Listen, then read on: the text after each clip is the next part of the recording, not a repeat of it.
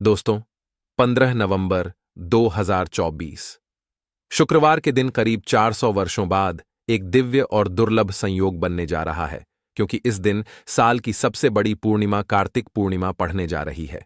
दोस्तों, यह पूर्णिमा शुक्रवार के दिन पड़ रही है, जिस वजह से इस दिन 3 बड़े योगों का निर्माण हो रहा है, जो कि है धन, लक्ष्मी योग, अमृत सिद्ध योग और गज केसरी योग। दोस्तों, इन 3 योग के निर्माण की से भगवान विष्णु और महालक्ष्मी की असीम कृपा बरसने वाली है। और अगर इस दिन आप चुपचाप किसी को बिना बताए स्वास्थ्य से जुड़ा यह अचूक उपाय कर लेते हैं, तो आपकी सभी समस्याओं का हल संपूर्ण रूप से हो जाएगा। दोस्तों, एक साल में करीब 12 पूर्णिमा पड़ती है और 15 नवंबर 2024 शुक्रवार को कार्तिक पूर्णिमा सभी पूर्णिमा में से सबसे बड़ी मानी जाती है। इस दिन स्वास्थ्य से जुड़ा यह अचूक उपाय आपकी हर परेशानी को कर देगा, चाहे वह धन को लेकर हो या सेहत या संतान की प्राप्ति को लेकर। इसीलिए दोस्तों, वीडियो को आखिर तक जरूर देखें। और दोस्तों, अगर आप भी अपने जीवन में भगवान श्री हरि विष्णु की कृपा पाना चाहते हैं, तो इस वीडियो को लाइक करके कमेंट में जय श्री हरि जय मान लक्ष्मी लिखना ना भूले। दोस्तों, कार्तिक पूर्णिमा का दिन श्री हरि विष्णु को और भोलेनाथ नाथ को समर्पित है। इस दिन जगत के पालनहार श्री हरि विष्णु अपनी 4 महीने की योग्य निद्रा से जागते हैं। इसके बाद से ही सभी मांगलिक काम आरंभ हो जाते हैं। इसके अलावा पूर्णिमा भगवान विष्णु को प्रसन्न करने के लिए भी बेहद उत्तम मानी जाती है। इस दिन भगवान विष्णु को प्रसन्न करने के लिए कुछ लोग व्रत रखते हैं और पूजा करते हैं। इस दिन सच्ची श्रद्धा और भक्ति भाव से भगवान विष्णु की पूजा करने से सभी मनोकामना पूर्ण होती है। दोस्तों, स्वास्थिक अत्यंत प्राचीन काल भारतीय संस्कृति में कल्या का चिन्ह समझा जाता रहा है, इसीलिए कि किसी भी शुभ काम को करने से पहले स्वास्थिक चिन्ह अंकित करके उसका पूजन किया जाता है। मान्यता है कि ऐसा करने से कामों में सफलता मिलती है, क्योंकि स्वास्थिक के चिन्ह को शुभता का चिन्ह समझा जाता है। इस तरह स्वास्थिक का अर्थ अच्छा या मंगल करने वाला ऐसा बता गया है। मेन वर्णित है स्वस्तिक सर्वदा, अर्थात सभी दिशाओं में सबका कल्याण हो। इस तरह स्वास्थ्य एक शब्द से किसी व्यक्ति या जाति विशेष का नहीं, परंतु संपूर्ण विश्व के कल्याण या वासुदेव की भावना निहित है। किसी भी शुभ काम को करने से पहले गणेश जी का नाम लेते हैं, और हिंदू धर्म में स्वास्थिक को गणेश जी का भी प्रतीक समझा जाता है। वैसे तो किसी भी शुभ काम को पहले स्वास्थिक बनाकर ही थामे रखते हैं और पूजा करते हैं, क्योंकि ऐसा करने से में खुशियां बढ़ती हैं। स्वास्थिक में 4 तरह की रेखाएं होती हैं और इनका आकार भी एक समान ही होता है। रावेद की भाषा में स्वास्थिक को सूर्य का प्रतीक समझा गया है और उसकी 4 भुजाओं को उपमा दी गई है। पौराणिक मान्यता है कि 4 दिशाओं यानी पूर्व, पश्चिम, उत्तर, दक्षिण की ओर यह 4 भुजाएं इशारा करती हैं, और हिंदू धर्म में इनको 4 वेदों से जोड़कर भी कहा जाता है, यानी ऋग्वेद, यजुर्वेद, अथर्ववेद और सावेद। स्वास्थिक की 4 रेखा सृष्टि से रचनाकार भगवान ब्रह्मा के 4 सिरों को दर्शाती हैं, और 4 पुरुषार्थ यानी 4 आश्रम, 4 लोग, 4 देवों यानी ब्रह्मा, विष्णु, महेश और गणेश की तुलना भी की गई है। इसके मध्य में जो बिंदु है भगवान विष्णु की नाभि मानी जाती है, जिसमें से भगवान ब्रह्मा प्रकट होते हैं, और स्वास्थिक की 4 रेखाएं एक घड़ी में चलती हैं, जो संसार की सही दिशा में चलने का चिन्ह है। यह है स्वास्थ्य महत्ता। इस पूर्णिमा दिन घर के मुख्य द्वार पर शुभ मंगल चिन्ह स्वास्थिक स्वरूप बनाएं। आप चावल और कुमकुम की सहायता से बना सकते हैं। चावल और हल्दी के घोल से बना सकते हैं, या फिर कुमकुम यानी सिंदूर और घी, सिंदूर और तेल मिलाकर रर के भी बना सकते हैं। ऐसा करने से वास्तु दोष दूर हो जाता है। इससे मनोकामना हो की पूर्ति हो जाती, घर से क्लेश, कलह, बेचैनी दूर हो जाती है। तंत्र मंत्र क्रिया से भी रक्षा होती है। इसे शुभ काम के पहले अंकित किया जाता है, क्योंकि स्वास्थिक को मान, सम्मान, सफलता और उन्नति का प्रतीक समझा जाता है। उपाय अलग होते हैं। अगर जीवन बहुत परेशानियां हो तो पूर्णिमा के दिन तांबे या चांदी का स्वास्थिक प्राण प्रतिष्ठा करवाकर घर की चौखट पर लगवा दो। बाजार से अलग अलग साइज के मिल जाते हैं, उसे लाकर पूजा घर में रखकर पूजा करें से घर में लक्ष्मी का वास हो जाता है। लक्ष्मी प्राप्ति हेतु चांदी का स्वास्तिक नवरात्रों में भी लगाया जाता है, परंतु सबसे अच्छा है कि सिंदूर और घी या तेल मिलाकर के यह, या फिर चावल और हल्दी के घोल से बना दे के मुख्य द्वार पर स्वास्तिक बनाते हैं। तो ज्यादा बड़ा मत बनाइए, 9 अंगुल से बड़ा बिल्कुल नहीं होना चाहिए, 3-4 अंगुल का बनाइए, यह उत्तम होगा। अगर आपके घर के सामने पेड़ या खंभा है तो वास्तु दोष उत्पन्न होता। ऐसे में वास्तु दोष के प्रभाव को स्वास्तिक रोकता है। स्वास्तिक का चिन्ह देवता को प्रसन्न करने के लिए खासकर बनाया जाता है। पूर्णिमा तिथि पर आप थाली में या चौकी पर स्वास्तिक बनाकर उस पर मूर्ति करते हैं तो देवता प्रसन्न हो जाते हैं। आप चाहे तो घर के मंदिर में इष्ट देवता के पास स्वास्तिक का चिन्ह रख सकते हैं। तो दोस्तों, स्वास्तिक के कौन कौन से उपाय घर में लाते हैं, धन प्राप्ति कराते हैं, जानते हैं इस वीडियो में। परंतु दोस्तों, उससे पहले आपसे रिक्वेस्ट करते कि वीडियो को लाइक जरूर करिएगा, दोस्तों को शेयर कर दीजिएगा, और अगर अभी तक आपने चैनल को सब्सक्राइब नहीं किया है तो चैनल को सब्सक्राइब करके बेल दबाइए। दोस्तों, इस पूर्णिमा पर मुख्य द्वार की दहलीज के दोनों तरफ स्वास्तिक का चिन्ह बनाकर उसकी पूजा करें। दबाइए दोस्तों, इस पूर्णिमा पर मुख्य द्वार की दहलीज के दोनों तरफ स्वास्तिक का चिन्ह बनाकर उसकी पूजा करें। स्वास्तिक पर चावल की ढेरी बनाएं और एक एक सुपारी रख दें। तो ऐसा करने से अपार धन की प्राप्ति होती है, कामों में सफलता मिलती है। इस पूर्णिमा के दिन नहाने के पानी में तुलसी का पत्ता या बेलपत्र डालकर नहाई।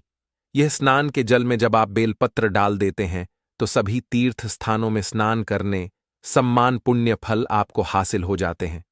आप चाहे तो मैं कुशाघास भी डालकर नहा सकते हैं। पूर्णिमा पर भगवान श्री हरि विष्णु जी के साथ ही मां हौल लक्ष्य और भगवान शिवा की पूजा करें। इस दिन इनके संयुक्त पूजन से आपके जीवन की सारी परेशानियां समाप्त हो जाती हैं।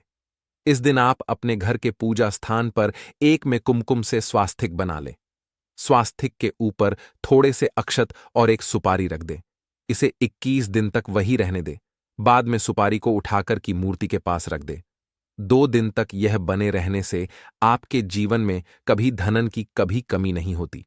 इस एकादश पर आप यह उपाय कर लेंगे तो लंबे समय तक यह आपको लाभ देता रहेगा। पितरों की कृपा पाने के लिए भी स्वास्तिक काम आता है। इसके लिए स्वास्तिक का चिन्ह घर के मुख्य द्वार के गोबर से बनाना चाहिए। इससे घर की सुख शांति बनी रहती है, पितरों की कृपा बरसती है। दोस्तों, कहा जाता है कि पूर्णिमा के दिन पीपल की जड़ में अगर 1 लोटे जल में 1 छुटकी काले तिल और थोड़ी सी शक्कर डालकर जल अर्पित करें तो इससे पितृदेव की विशेष कृपा मिलती है और धन लक्ष्मी भी प्रसन्न हो जाती है। धन दौलत सुख समृद्धि यश मान सम्मान में वृद्धि होती चली जाती है। अगर आपकी कोई विशेष मनोकामना है, उस मनोकामना की पूर्ति के लिए आप एक विशेष उपाय कर सकते हैं। दोस्तों, कई बार लंबे समय तक हम किसी मनोकामना को लेकर चलते हैं, अनेक प्रयासों बाद भी पूर्ण नहीं हो पाती। ऐसे में पूर्णिमा के दिन आप आसपास के किसी भी मंदिर में जाकर मंदिर की दीवार पर सिंदूर से उल्टा स्वास्तिक बना दें। मनोकामना पूर्ति की प्रार्थना भगवान से करें, जरूर पूर्ण हो जाएगी। और जब आपकी मन्नत पूरी हो जाए तब जाकर वहीं पर सीधा स्वास्तिक बना दें और भगवान को धन्यवाद दें। इस पूर्णिमा पर भगवान श्री हरि की पूजा करेंगे तो उन्हें 2 हल्दी की गांठें जरूर अर्पित की और बाद में हल्दी की गांठ को पीले कपड़े में लपेटकर तिजोरी में रख दें। आपने पहले भी हल्दी की गांठें रखी हो है तो उसको ही पूजक वापस रख दे। दोस्तों, एकादशी पर विष्णु जी की पूजा में उन्हें केसर कमल का पुष्प के लिए गेंदे का फूल अर्पित करें। जिस थाल को आप गन्ने से बजाएंगे उस थाल में भी सिंदूर से एक स्वास्तिक का चिन्ह जरूर बना लें। उस स्वास्तिक के दोनों तरफ 2 खड़ी रेखाएं भी बनाएं। फिर उस थाली को हुए प्रभु को जगाए मंगलाचार कीजिए। यह स्वास्तिक का चिन्ह आपके जीवन की सारी परेशानी को दूर करेगा, जीवन में खुशी। इस पूर्णिमा के दिन विशेष मंत्र का जाप जरूर करें। आप मंत्र का जाप कर सकते हैं या फिर विष्णु जी के महामंत्र ओम नमो भगवते वासुदेवाय का, इसमें से किसी भी एक मंत्र का जाप कर सकते हैं। जो भी मंत्र आसान लगे उसका जाप कर ले। इस पूर्णिमा के दिन अपनी मनोकामना की पूर्ति के लिए यह उपाय कर सकते हैं। आप तुलसी में जब जल अर्पित करेंगे तब एक लोटे में जल लेकर उसमें छुटकी हल्दी, 2-4 बूंदे दूध, थोड़ी सी मिश्री और एक छुटकी अक्षर डालकर ही अर्पित करें और शाम के समय तुलसी के समक्ष घी का दीपक जलाए। इस दीपक में एक सिक्का रख दें और बाद में इस सिक्के को उठाकर संभाल के रखें। तुलसी को विष्णु प्रिय भी कहते हैं, इसलिए देवता जब जागते हैं तो सबसे पहले प्रार्थना तुलसी की सुनते हैं। वैसे यह सिक्का रोज के दीपक में भी आप डालकर दीपक जला सकते हैं। ऐसा करने से एसस का सिद्ध हो जाएगा। फिर जब भी महत्वपूर्ण काम से आप घर से बाहर हैं तो इस सिक्के को साथ में रखकर निकले। आपको काम में सिद्ध जरूर हासिल मिलेगी। इस दिन दीपक का उपाय जरूर ही करें। एक दीपक घर के मुख्य द्वार पर अंदर की तरफ से या फिर पास के किसी मंदिर में, एक दीपक तुलसी के नीचे, एक दीपक अपने घर के पूजा स्थान पर इस दिन जरूर जलाए। पूजा के बाद आरती जरूर करें। आरती की थाल में कुमकुम से स्वास्तिक बनाकर उस पर फूलों की पंखुड़ी और तो अक्षत रखकर फिर दीपक जलाकर प्रभु की आरती करें। सर्व होगा। परंतु याद रखें कि भगवान श्री हरि विष्णु को अक्षत अर्पित नहीं किए जाते, मां लक्ष्मी को अर्पित किए जाते हैं। अगर विष्णु जी को अर्पित करना चाहते हैं तो हल्दी से रंगा कर रर ही पी ले। अक्षत अर्पित करें तो दोस्तों विधि विधान से इस दिन पूजा आराधना करें, स्वास्तिक के उपाय जरूर करें और विष्णु जी के साथ ही शिवाजी और माता लक्ष्मी की असीम कृपा पाको बनाए। दोस्तों, भगवान विष्णु की कृपा के लिए इस एकादश के दिन स्नान करते समय पानी में एक छुटकी हल्दी डाल लें। इसके बाद स्नान करें और पीले रंग के वस्त्र धारण करके भगवान विष्णु की विधि विधान से साधना करें। इस पूर्णिमा के दिन श्री हरिका सबसे पहले गाय के दूध से और फिर शंख में गंगा जल भरकर स्नान कराए। इसके बाद उन्हें पीले रंग के वस्त्र अर्पित कर कर मानता कि इस पूर्णिमा के दिन ऐसा करने से भगवान विष्णु का विशेष आशीर्वाद हासिल होता है। इसका दशी के दिन भगवान विष्णु की पूजा करते समय उन्हें केसर अथवा पीले चंदन या हल्दी का तिलक लगाए। साथ ही साथ भगवान विष्णु के प्रिय पीले रंग के फूल और पीले फल चढ़ाए। मान्यता है कि इस उपाय को करने से भगवान विष्णु शीघ्र ही प्रसन्न होकर भक्तों को मनचाहा आशीर्वाद देते हैं। आपके नजदीक भगवान विष्णु का मरना हो तो आप भगवान विष्णु के अवतार भगवान श्री कृष्ण की मूर्ति की भी पूजा करके इस एकाद का पुण्य फल हासिल करें। ईश्वर की साधना आराधना में मंत्र जप का विशेष महत्व होता है। ऐसे में राम दरबार की तस्वीर अपने घर में लेकर आए और श्री राम दरबार की तस्वीर का पूजन करें, या उनकी मूर्ति या उनसे जुड़ी किसी तरह की कोई चीज आपके पास है तो आप उनका पूजन करें।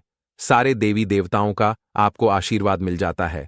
हनुमान जी से लेकर सीता माता, भगवान श्री राम और अन्य देवी देवताओं का भी आशीर्वाद मिल जाता है। निश्चित तौर पर अपने घर के पूजा घर में एक साथ आप यह तस्वीर रख सकते हैं। इससे आपके जीवन में राज्य योग की हासिल हो सकती है।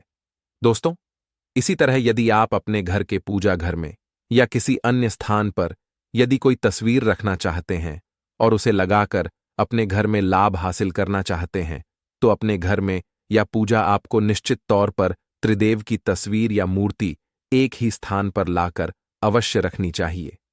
ब्रह्मा, विष्णु और महेश, इन तीनों की संयुक्त से एक साथ तस्वीर अपने घर के मंदिर में या अपने घर में कहीं भी लाकर रख देनी चाहिए। समझा जाता है कि इन तीन देवताओं के एक साथ दर्शन करने मात्र से हमारे बड़े से बड़े विघ्न और बड़े से बड़े कर्ष ऐसे ही समाप्त हो जाते हैं। इसी वजह से इन तीनों की एक साथ में तस्वीर या मूर्ति लाकर आपको पूजा अवश्य करनी चाहिए। दोस्तों, अब बात करते हैं कि कुछ ऐसी तस्वीरें होती हैं या ऐसी मूर्तियां होती हैं जिनको आपको अपने पूजा घर में स्थान ही नहीं देना चाहिए। यदि आपने इन तस्वीरों को या मूर्ति को अपने घर के पूजा घर में स्थान दिया है तो समझ लीजिए कि आपको कंगाली का सामना करना पड़ेगा या फिर देवी देवताओं की क्रोधदह का सामना करना पड़ेगा। दोस्तों, और एक बात बता कि मंदिर में कभी भी विषम संख्या में गणेश जी की मूर्तियां ना रखें, जैसे कि 1, 3 या 5 ऐसे रखना समझा जाता है। 2 मूर्तियों को एक साथ रखना शुभ समझा गया है। यदि आप सिर्फ गणेश जी की मूर्ति रखते हैं तो इसके अलावा किसी भी तरह की मूर्ति आपको नहीं रखनी चाहिए। दोस्तों, स्थापित करते वक्त ध्यान दें कि गणेश जी का चेहरा सदैव मुख्य दरवाज की तरफ होना चाहिए ताकि आपको अच्छे और सच्चे धन लाभ की हासिल हो। और इस बात का ध्यान रखें कि घर में अंगूठे से बड़े आकार का शिवलिंग आपको भूलकर भी नहीं रखना चाहिए। सदैव एक छोटा सा शिवलिंग रखें और इससे ज्यादा शिवलिंग नहीं रखने चाहिए। दोस्तों, वैसे तो कोई अपने घर में शिवलिंग रखना ही नहीं चाहिए। उसके बाद भी यदि रखते हैं तो अंगूठे से बड़े आकार का शिवलिंग आपको नहीं रखना चाहिए। आप छोटा शिवलिंग रख दें और ध्यान रखें कि एक से ज्यादा शिवलिंग आपको भूलकर भी नहीं रखने हैं। घर में यदि आप शिवलिंग रखते हैं तो शिवलिंग के ऊपर आपको तुलसी भूलकर भी अर्पित नहीं करनी चाहिए। यदि आपने शिवलिंग रख लिया है और उस पर तुलसी अर्पण कर दी तो देवी देवताओं के का आपको सामना करना पड़ेगा। दोस्तों, मंदिर में यदि आप जी की तस्वीर रखना चाहते हैं, आप हनुमान जी के अनन्य भक्त हैं, तो बैठे हुए हनुमान जी की मूर्ति ही रखें। उन्हें शिवा का 11 रुद्र अवतार समझा जाता है, इसलिए उनकी भी शिवलिंग की तरह ही मूर्ति रखें। साथ ही जो पति पत्नी होते हैं, नए वैवाहिक जीवन की शुरुआत करते हैं, तो हनुमान जी की मूर्ति या तस्वीर को अपने कमरे में, अपने बेडरूम में आपको भूलकर भी नहीं रखनी चाहिए, अन्यथा इससे जीवन कई तरह के दोषों का सामना करना पड़ता है। दोस्तों, हनुमान जी ब्रह्मचारी हैं, तो इस आपको अवश्य ध्यान रखना चाहिए। दोस्तों, राधा कृष्णा की मूर्तियों को यदि आप जैसे अपने क्षण कक्ष में सोते हैं और उन्हें आपके बेर के सामने की तरफ रखा है, किक जैसे कि आप सुबह उठे और आपको उठते ही पहले उनके दर्शन हो जाए, तो समझ लीजिए कि आपका जीवन मालामाल होने वाला है। किसी भी तरह का कोई दोहक धन न की चिंता आपके जीवन में रहेगी। दोस्तों, इसी तरह यदि माता दुर्गा की तस्वीर आप अपने घर में लेकर आना चाहते हैं और चाहते हैं कि माता दुर्गा की तस्वीर के माध्यम से आप जीवन में समृद्धि देखें, तो दोस्तों भूलकर भी आपको माता दुर्गा की क्रोधित अवस्था की तस्वीर, जैसे कि महाली की तस्वीर या फिर महिषासुर का वध करते हुए या क्रोधित अवस्था में माता लक्ष्मी की, माता दुर्गा की तस्वीर लाकर आपको उनकी पूजा नहीं करनी चाहिए। दोस्तों, सदैव और सुंदर मुख वाली तस्वीर ही अपने घर के अंदर लाकर पूजा करनी चाहिए। इसे बहुत ही शुभ और मंगलकारी समझा जाता है। दोस्तों, इस बात का ध्यान रखें कि यदि आप अपने घर में मूर्तियां रखते हैं तो आपको इन पर भूलकर टूटे चावल नहीं चढ़ाने चाहिए, और बेहतर होगा कि आप हल्दी में चावल को पीला करके ही वह चावल चढ़ाएं। किंतु टूटे हुए चावल आपको भूलकर भी माता लक्ष्मी को या अपने घर में देवी देव देता नहीं चढ़ाने चाहिए। दोस्तों, इसी तरह इस बात का भी ध्यान रखें कि अपने घर के मृत परिजनों की या पूर्वजों की तस्वीर मंदिर में स्थापित ना करें। ऐसा करना अशुभ समझा जाता है, और यदि आप ऐसा लगातार कर रहे हैं तो निश्चित तौर पर आपके परिवार के ऊपर दोष लग सकता है। पितरों का भी दोष सकता है। पितरों की पूजा एक अलग स्थान पर की जाती है, घर के मंदिर में उनको स्थापित नहीं किया जाता है। दोस्तों, इसी तरह भगवान भैरव की तस्वीर या भगवान शनिदेव की, राहु केतु की, इस तरह की तस्वीरें अपने घर में नहीं लेनी चाहिए। प्रतीकात्मक रूप से आप घर के पानी रखने के स्थान पर उनकी पूजा कर सकते हैं, क्योंकि इनकी साधना तंत्र मंत्र और खास पद्धति से की जाती है। घर के अंदर आप ऐसे ही इनका पूजा पाठ नहीं कर सकते। तो दोस्त, आज के लिए बस इतना ही आपसे निवेदन है कि आप हमारे चैनल को सब्सक्राइब करें और अपने दोस्तों के साथ शेयर करें। आप सभी का धन्यवाद।